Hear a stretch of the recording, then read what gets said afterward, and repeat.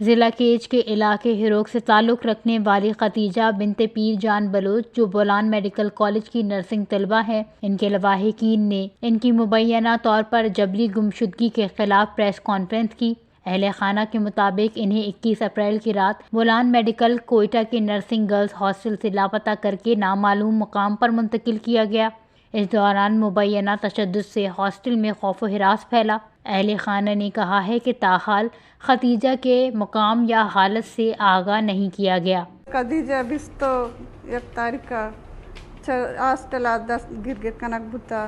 Khadija gonna छिया Khadija चे गोनाई एक गोना कारी बुते चुवान गा शो चुवान गा हॉस्टल चुवान गा बुता अनु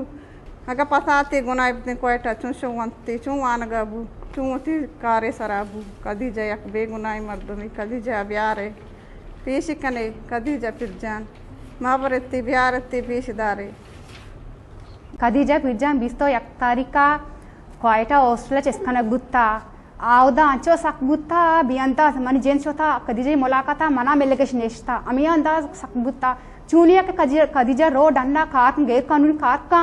आखाया शपे नीहम गामा यादो नीमा